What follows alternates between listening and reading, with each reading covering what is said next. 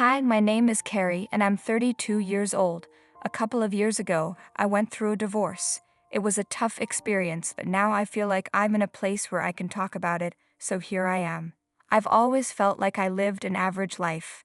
I wasn't particularly great at anything. I did okay in school, and I was decent at most things I tried, but I never excelled at any of them. You could say I was a jack of all trades, master of none.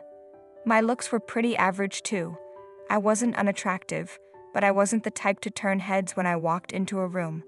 Growing up, I was comfortable with how I looked. I wasn't self-conscious because I'd had a few really handsome boyfriends in high school and college, so my appearance never really bothered me. That all changed when I got into a toxic relationship during my last year of college. At first, my boyfriend seemed nice. I knew he wasn't the one, but I enjoyed his company, so I kept seeing him. As my feelings for him grew, I started ignoring his bad behavior. I was so blinded by love that I didn't realize how much he was hurting my self-esteem. By the time the relationship ended, my confidence was completely shattered. I couldn't even look at myself in the mirror without feeling ugly and breaking down in tears. It took me 5 years after college and leaving that boyfriend to start dating again. The person I began seeing was my now ex-husband, Nick. We met at a bar when I was out celebrating a friend's birthday. I wasn't drinking that night because I didn't like how overly confident I got when I was drunk, and I didn't want to embarrass myself. Nick was the one who approached me. "Hey, how's it going?" he asked. "Oh, hello, I'm good, thank you. How about you?" "I'm just enjoying the vibe here. Mind if I join you? Why are you sitting alone?" I needed a break from all the dancing. We're celebrating a friend's birthday. It looks like they're having a blast. They really are. They're all single, by the way, if you're interested. Why go to them when I'm already talking to the most beautiful girl in the world? You must need glasses if you're talking about me. My eyesight's fine. I could have talked to them, but I chose you. Oh. How about this? Give me your number, and tomorrow when we're sober, we'll grab coffee. I like that idea. We exchanged phone numbers and continued chatting until Nick had to leave for work the next day. I felt a warm rush of happiness. No one had ever approached me like that before. In all my past relationships, I was always the one who started the conversation. Nick slowly began to help me overcome my insecurities. The next day, we went for coffee, just as Nick had promised. He made me feel like the most beautiful woman in the world. The first thing he said to me wasn't even a hi or how are you. He looked at me in awe and said, "Wow, you're beautiful." I didn't think I could blush, but Nick made my cheeks turn red so often that it looked like I was wearing blush on purpose. We started meeting regularly after that, and soon we were dating. I felt so loved and appreciated. Whenever I was with Nick, everything seemed perfect. After dating for a year, we moved in together, and after 2 years, Nick proposed to me at the coffee shop where we had our first date. I was so happy that I said yes through tears. Our wedding was a small, intimate event with only our closest friends and family. For me, our relationship felt like a dream come true. Over those 2 years, Nick helped rebuild my confidence. He told me I was the prettiest girl in the world so many times that I started to believe it. He made me fall in love with myself again. That's why what happened later was so shocking and heartbreaking for me. During the first 2 years of our marriage, we focused on our careers. I worked at an accounting firm and earned a good salary. Nothing extraordinary, but enough to support myself. Nick, on the other hand, worked for a big company and earned 1.5 times what I did. He was always striving for more promotions, and I admired that about him. We both agreed to work hard because we wanted to start a family soon. We stuck to our plan, worked hard, and saved up a good amount of money. When we started trying for a baby, I got pregnant within 2 months. Nick and I were overjoyed. I felt like I was living my dream life. I had my dream job, lived in my dream house, was married to my dream man, and was about to have my dream baby. It felt like I had everything I ever wanted. Of course, I was nervous about becoming a parent for the first time. One night, after a tough day at work, Nick and I lay in bed and talked about our fears. "You know, babe, sometimes I get scared thinking about being a mom," I admitted. "It's just overwhelming to imagine being responsible for another life." "I feel the same way," Nick said. "The thought of accidentally hurting our child terrifies me. One small mistake could mess them up for life." Definitely, I agreed. But kids are resilient. They're not as delicate as we think, and being scared of messing up just shows that we'll be careful and make things right when we do make mistakes. You're right, Nick said. When I think back, my father was absent a lot. It left a void that nothing could fill. I don't want that for our child. You won't, I assured him. I'll be right there with you through everything. We'll learn and grow together, and I'll hold you accountable, just as I expect you to hold me. I promise to always be there with you, my love. How did I get so lucky with you? Nick asked. The feeling is mutual, babe, I replied. We're in this together no matter what. We'll be the best parents we can be. Even though I was terrified, knowing that Nick would be by my side comforted me greatly. I was certain that no matter what challenges came our way, he would be there for me. But I was so wrong. A couple of months after that conversation, I gave birth to a beautiful baby boy, and we named him Joe. The first few weeks with Joe were incredibly hard. He was a fussy baby who never slept at night. Nick and I took turns staying awake, and the lack of sleep started to wear us both down. We became cranky and irritable. To make matters worse, I was diagnosed with postpartum depression, PPD, so I struggled every day. I could barely get out of bed. Nick had to take care of most things: baby Joe, the household chores, and the cooking. I did what I could, but my mind felt like it was in a fog all the time. The only thing that seemed to help was lying in bed and crying. I tried to care for Joe when Nick was at work, but as soon as he got home, I would gladly hand Joe over to him. My PPD made it impossible for me to keep my job, so I had to resign and focus on coping with my illness. One day, after a tough day at work, Nick came home and lashed out at me.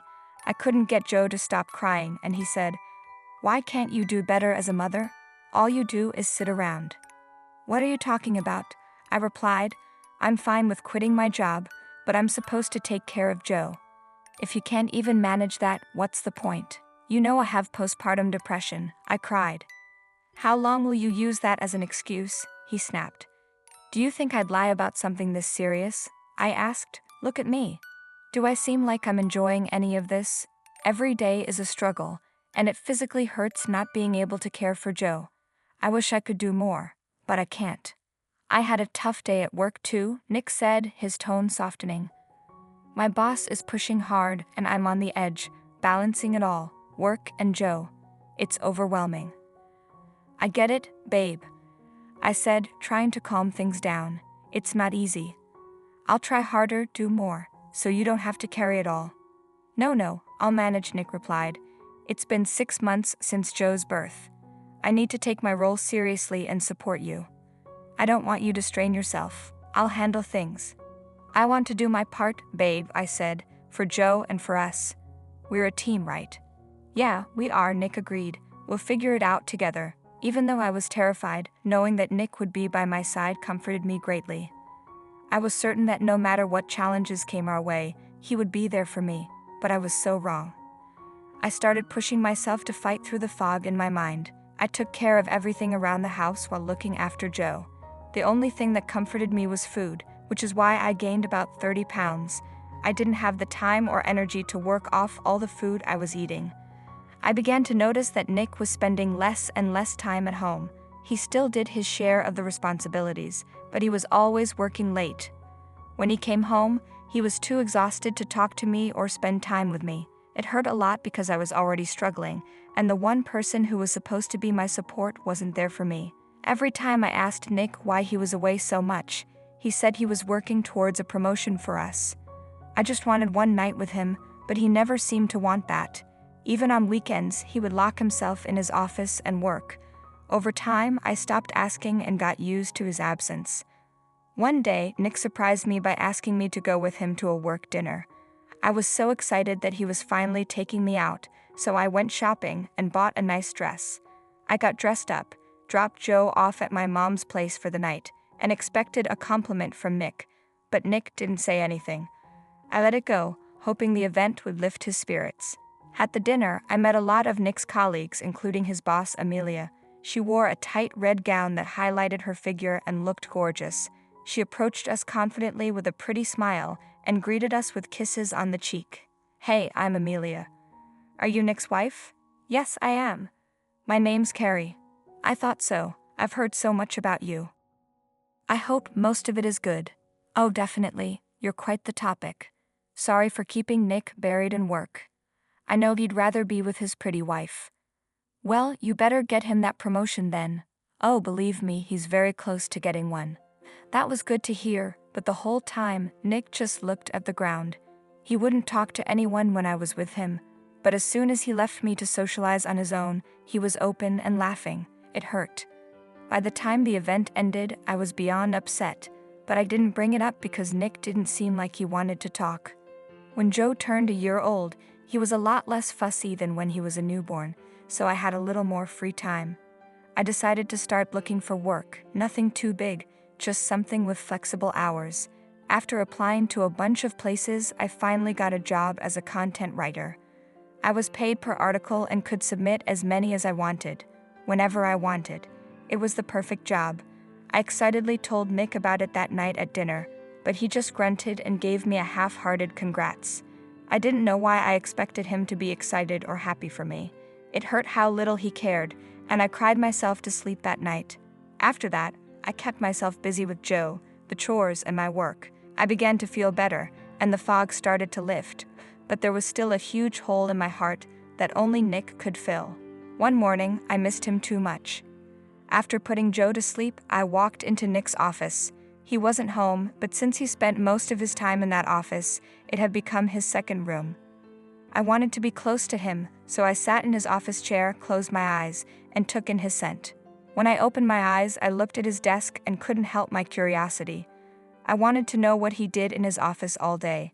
That's when I stumbled upon a manila file that looked out of place among the loose papers in the drawer. I picked it up and looked inside. To my absolute horror, I saw divorce papers. Nick had already signed them. The only space left blank was where I was supposed to sign. My heart shattered. I knew things weren't perfect between us, but I didn't think they were this bad. I still loved Nick, despite his absence.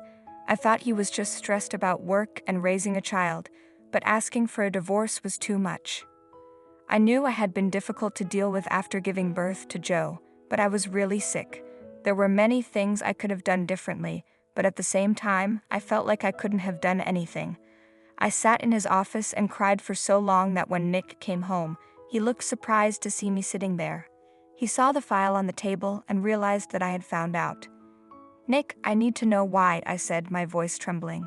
He looked down, avoiding my gaze, and quietly said, "Because I felt like the spark had faded." "Don't lie to me," I demanded. I thought if we were married, Nick would talk to me instead of just walking away. So I asked him, "Do you really want to tell me the truth?"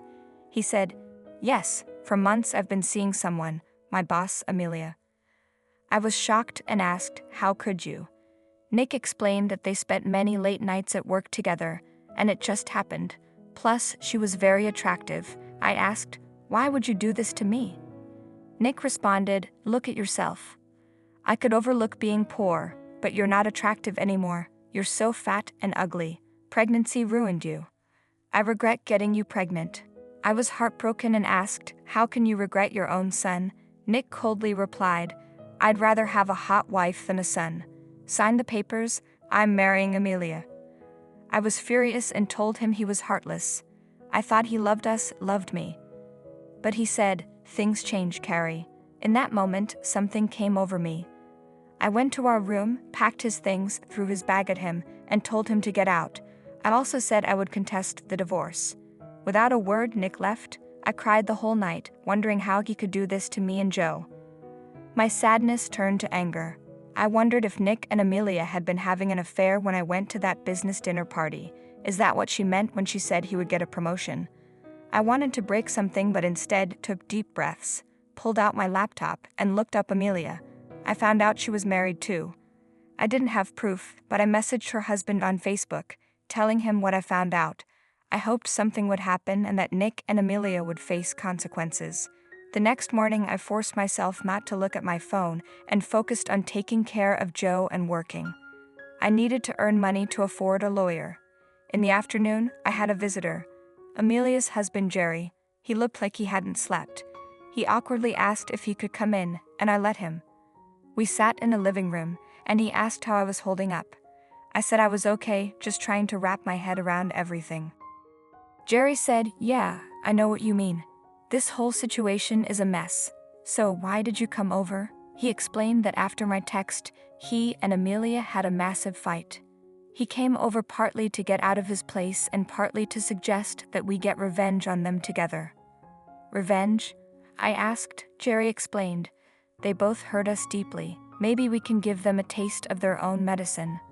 I agree, saying, "Nick not only betrayed me, but he also hurt our son. I'm with you on that. They need to understand the pain they caused." So we started planning. Jerry knew people in high positions at Amelia and Nick's company. He was the one who recommended Amelia for the job in the first place. Meanwhile, we tried to collect evidence of the affair. Jerry had access to all of Amelia's messages because her phone was synced with their iPad. He also helped me get a great lawyer. The next few weeks were hectic. We went to court for the divorce. Thanks to my lawyer, who presented a strong case of neglect, I had the judge's favor. During the trial, Jerry and I moved to the next phase of our plan. He contacted his friends at the company and informed them of Amelia's misconduct. Within a few days, both Nick and Amelia were fired. With proof of Nick's neglect and his unemployment, I won the case and got full custody of Joe. I also got more than half of our marital assets, making me financially stable. Nick and Amelia found out what Jerry and I had done, and they tried to contact us, leaving messages and emails, but we ignored them. Jerry and I started hanging out a lot after this ordeal, bonding over our heartbreak and betrayal. Eventually, we realized we have feelings for each other. Nick's constant neglect made me lose my love for him, and his actions sealed the deal. Jerry and I started dating a year after everything happened, and we still are to this day. He's great with Joe and has accepted him as his own son.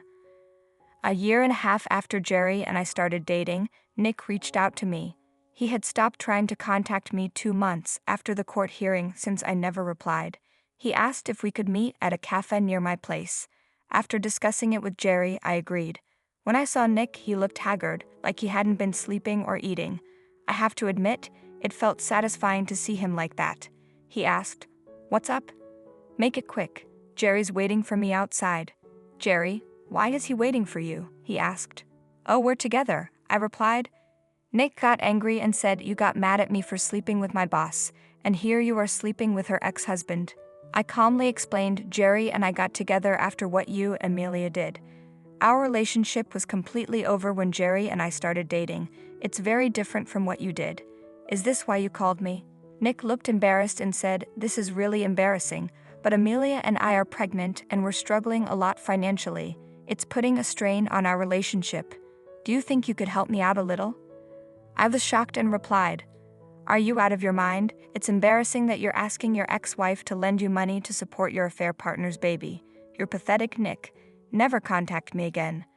I couldn't believe his audacity. I walked out of that cafe with my head held high, feeling beyond satisfied. I had a loving boyfriend, an amazing son, and a good job that paid well, thanks to Jerry. I didn't know what happened to Nick and Amelia, and I didn't care. I was happy with my life and decided to put the past behind me.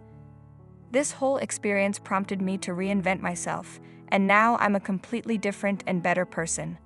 Thank you for listening to my story.